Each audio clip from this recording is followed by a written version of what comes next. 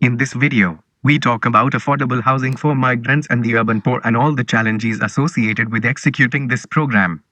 When India went into lockdown to contain the spread of the coronavirus, migrant workers from all over the country took to the streets, seeking to go back where they came from.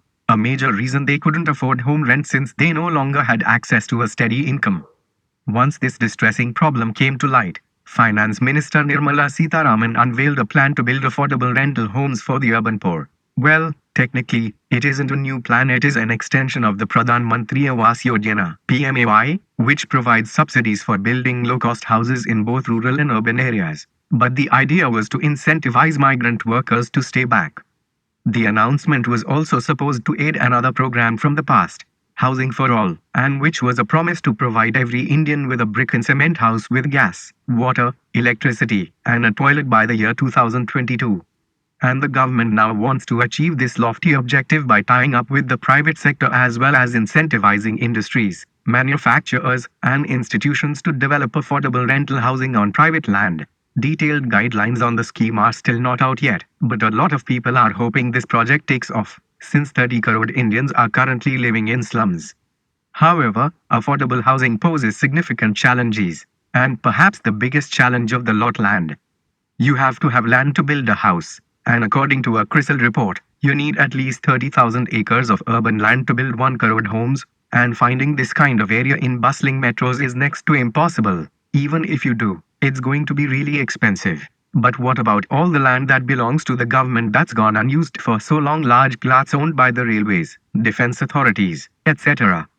Well, you could use them if they weren't already occupied. But since these are land parcels long forgotten, people have encroached en masse and slums and squatters have proliferated. You can't exactly throw them out now because that would inevitably translate to backlash. And so most developers are forced to move away from the actual urban centers into distant suburbs areas that are pretty much beyond city limits.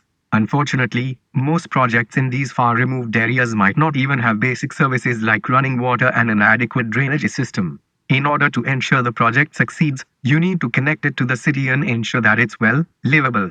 And since there is a cost associated with putting the pieces together, most developers shy away from affordable housing altogether.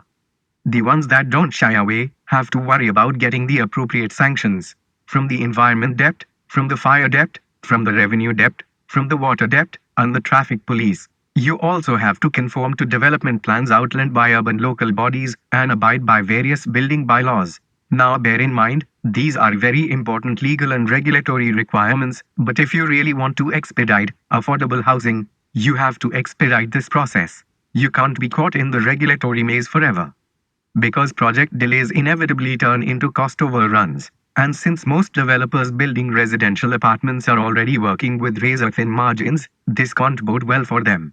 So if the government really wants to incentivize these developers to engage with them, they'll have to figure out a way to overcome these hurdles.